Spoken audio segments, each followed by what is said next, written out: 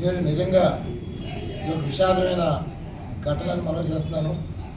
మరి ఈ స్టేజ్ మీద ఉన్న నలుగురు మహిళలు చంద్రావతి గారు కానీ, అనసూయ కానీ, వీళ్ళు తెలుగుదేశం పార్టీ కార్యకర్తలు. ఈరోజు వీళ్ళు మీడియా ముందు రావడం ముఖ్య ఉద్దేశం, గత 6 నెలలుగా వీళ్ళకి నీరు కట్ చేశారు. నేను ఒకటే ప్రశ్నిస్తున్నా, రాష్ట్ర ముఖ్యమంత్రి నారా చంద్రబాబు గారు, మీరు మాట్లాడితే నేను ప్రతి ఇంటికి పెద్ద కొడుకు అని చెప్పి అంటాను.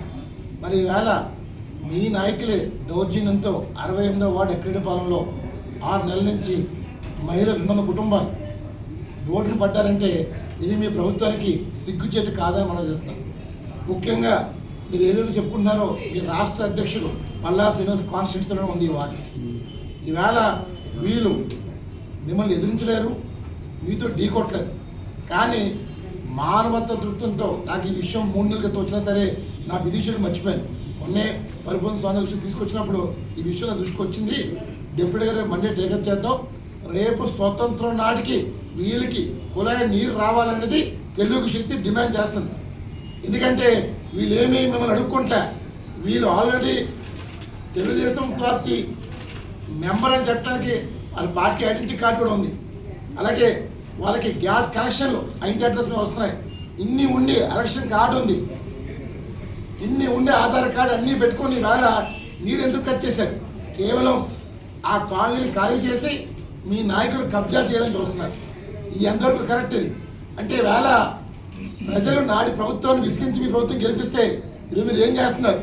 దోచుకుందాం అన్న పందాల పని చేస్తున్నారు. ఇది తప్పేది. చంద్రబాబు నాయుడు గారు నేను ఏం చెప్తున్నాను, నేను డెఫినెట్గా విశాఖపట్నం ప్రజలకి ఒకటే చెప్పాను, అన్నగా, తమ్ముడుగా, కొడుకుగా, మనవడుగా మీ వాడికి వస్తానని చెప్పాను, నాయుడుగా కాదు.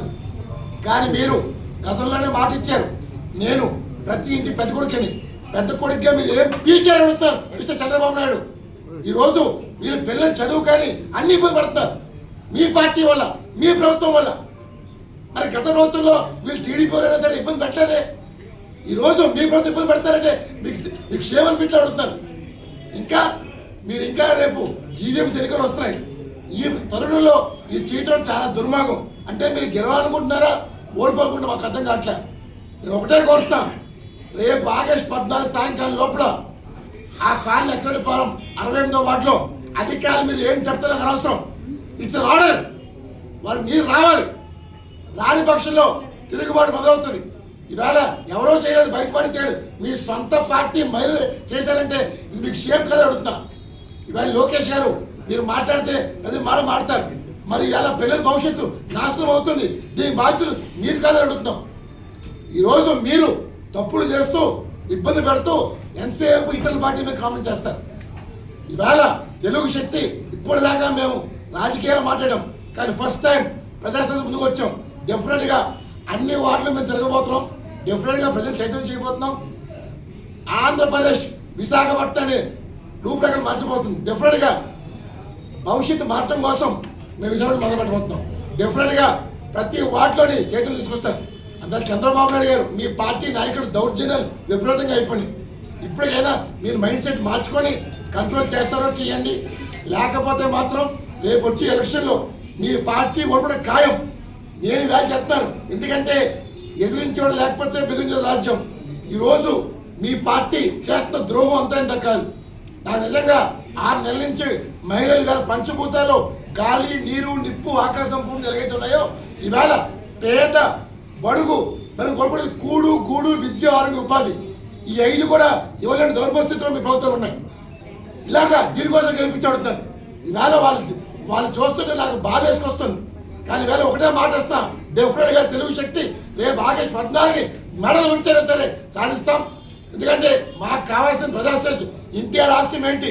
సమాజమే దేవాలయం, ప్రజల దేవుడు. ఈవేళ మీరు మార్చేసి మేమే దేవుళ్ళు అనుకుంటున్నారు, ప్రజల్ని మీరు మెచ్చగాలనుకుంటున్నారు. భక్తులు మాకు అర్థం కావట్లే. దయచేసి మీ మైండ్ సెట్ మార్చుకోండి. Palla Srinivas, it shame on you. రాష్ట్రంలో నంబర్ 1 స్థానంకి వచ్చి నువ్వు నీ వార్డులో ఉన్న, నీ కాన్స్టిట్యూన్సీలో ఒక వార్డుని అన్యాయం చేస్తుంటే మాట్లాడలేకపోతున్నావు.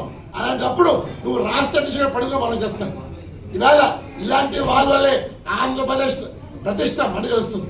నేను ఒకటే కోరుతాను, ఈవేళ ఒక అన్నగా చెప్తున్నాను, తమ్ముడుగా, కొడుకుగా, మనోడుగా ఈ కుటుంబానికి న్యాయం చేసి బాధ్యత తెలుగు తీసుకుంటుంది. డెఫినెట్గా దీనికోసం ఎవరితోనైనా ఢీ కొడతాం. అన్ని పార్టీలు కలిపి వీరికి న్యాయం చేసి బాధ్యత నాది. జరగకపోతే రేపు 17ని అసెంబ్లీలో వాయిస్ వినిపిస్తాం. ప్రతిపక్షంతో మాట్లాడైన వాయిస్ వినిపించి వీరికి న్యాయం చేసి బాధ్యత తెలుగు తీసుకుంటుంది. జై హింద్. 2011లో మాకు కొలాయిలు వేశారండి. నేను అధికారులతో తిరిగే వేయించుకున్నాను కొలాయిలు. నేను ఎవ్వరి దగ్గర రూపాయి తినలేదండి. నేను కష్టపడి కష్టానికి వాళ్ళతో పనులు చేయించుకుంటేదాన్ని తప్ప రూపాయి తినలేదు నేను ఎవరి దగ్గర. ఇప్పుడు ఏమైందో మాకైతే తెలియదు సార్. ఎందుకు ఆపారో తెలియదు, ఎలా ఆపారో తెలియదు. కానీ 6 నెలలు బట్టి మంచి టెండర్లో ఆపుతారు వాటర్. చాలా ఇబ్బందులు పడతాను. 2 మైళ్ళు దూరం నడుస్తున్నారు వాటర్ మోసుకొని.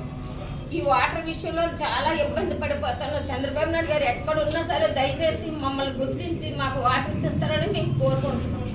జీవీఎంసీ అధికారులను కలవలేదమ్మా మీరు? జీవీఎంసీ కలిసాము. ఇక్కడ మన టౌన్ వచ్చామండి. అన్ని దగ్గర కలిసి ఊర్లో పెద్దలు కూడా కలిసాం. వాళ్ళు ఏం చేయలేదు, మేమేం చేయలేమని వాళ్ళు చేతులు ఎత్తేసారు, వీళ్ళు చేతులు, అందరూ చేతులు ఎత్తేసారు. లాస్ట్కి ఏంటంటే ఇక్కడ వరకు పడ్డాము సార్. చెప్పాం సార్, వాటర్ అతను చెప్పాం, ఎమ్మెల్యే గారికి చెప్పాం, ప్రతి ఒక్కరికి చెప్పాం సార్. ఎవరికి చెప్పకుండా మేము ఇంతవరకు రాలేదు సార్. ముందే గతంలో వీళ్ళకి 1999 నుంచి డోగ్రా గ్రూపుల నుంచి ఆ స్థలాలు అవన్నీ కేటాయించడం జరిగింది. ఎన్టీ రామారావు పీరియడ్ నుంచి వీళ్ళు అక్కడ స్థానికంగా ఉంటున్నారు.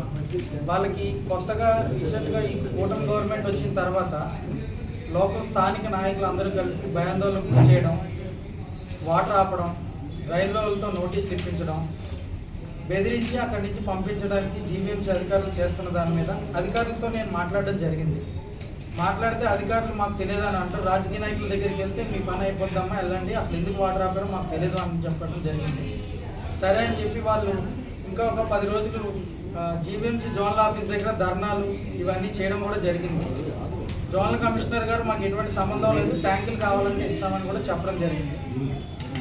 తర్వాత 3 నెలల వరకు అలాగే తిప్పుకొని వాళ్ళకి ఎటువంటి సాయం చేయకపోగా వాళ్ళని విమర్శిస్తూ టీడీపీ పార్టీకి పనిచేసిన వాళ్ళని టీడీపీ నాయకులతో బెదిరించడం, భయపెట్టించడం చేయడం జరిగింది. మేము కలెక్టర్ గారికి, జీవీఎంసీ కమిషనర్ గారికి రిప్రజెంటేషన్ ఇచ్చాం. అదేవిధంగా పెద్ద పెద్ద రాజకీయ నాయకులతో కూడా మేము చేయించడం జరిగింది. కమిషనర్ గారు ఫోన్ లిఫ్ట్ చేయక సమాధానాలు చెప్పే విధానం కూడా బాగాలేదు వాళ్ళు. ఆ తర్వాత మేము వాళ్ళు ఇచ్చిన టైం ప్రకారంగా వెయిట్ చేసాం. వెయిట్ చేసిన తర్వాత ఈ గారిని కలిస్తే ఈ గారు అన్నారు, డి గారికి వార్నింగ్ ఇచ్చారు, వీళ్ళకి ఇంత డాక్యుమెంట్ ఉండగా మీరు ఎందుకు తీశారని చెప్పి. కానీ దానికోసం ఇంకొక 1 వారం రోజులు టైం అడిగి దాని మీద పట్టించుకోకపోతే హైకోర్టును ఆశ్రయించాను. నేనే హైకోర్టును ఆశ్రయించి వీళ్ళందరితోటి రిట్ పిటిషన్ వేశాను. రిట్ పిటిషన్లో కూడా వీళ్ళు ఏం చేస్తున్నారంటే తప్పుగా పట్టిస్తూ వీళ్ళని తప్పుడుగా చూపిస్తూ కోర్టు కూడా వీళ్ళకి తిట్టడం జరిగింది. అంత పెద్ద పేద ప్రజల్ని మీరు ఎందుకు ఇబ్బంది పెడుతున్నారు వాటర్ కానీ. దానివల్ల పిల్లల చదువు కూడా దూరం అవుతుంది. ఎందువల్ల అంటే దూరంగా వాటర్ ఉండడం, ఆ చుట్టుపక్కల ప్రాంతాల్లో 2 మైళ్ళ వరకు వాటర్ కోసం వెళ్ళి పిల్లలు స్కూల్కి కాలేజీకి వెళ్ళే టైంలో వాటర్ పట్టుకోవడం వల్ల స్కూల్కి వెళ్ళకుండా కాలేజీలు చదువులు అన్నీ పోతున్నాయి. ఇది బలహీన వర్గాల పిల్లల్ని చదువుకోనివ్వకుండా చేయడానికి కూటమి గవర్నమెంట్ చేస్తున్న కుట్ర, లేకపోతే ఏ విధమైనది.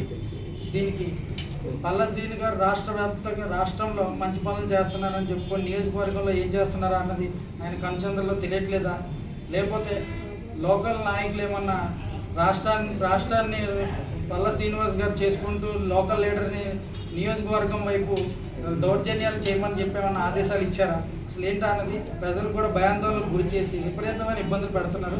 ఇది ఇలాగే కొనసాగితే మటుకు రాబోయే రోజుకి తీవ్రమైన పరిణామం తీసుకొచ్చి స్థానిక సంస్థల ఎన్నికల్లో ఎన్ని వార్డులు ఉన్నాయో అన్ని వార్డుల్లో ఇదే 200 కుటుంబాలు ప్రజలందరూ కూడా అన్ని వార్డుల్లోకి వెళ్ళి టీడీపీని, కూటమి గవర్నమెంట్ని ఓడించే విధంగా కూడా వీళ్ళని బలోపేతం చేస్తాం.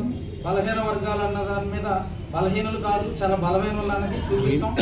అదేవిధంగా అమరావతిలో కూడా గొంతెత్తే విధంగా ఈ అమరావతితో కాకుండా ఇంకా చేయాలి అనుకుంటే ఢిల్లీ వరకు కూడా తీసుకెళ్లి దీన్ని నానా ఇబ్బందులు పెట్టి కూటమి పార్టీని కంపల్సరీగా గద్దెదించే ప్రయత్నం చేస్తాం. ఇది కానీ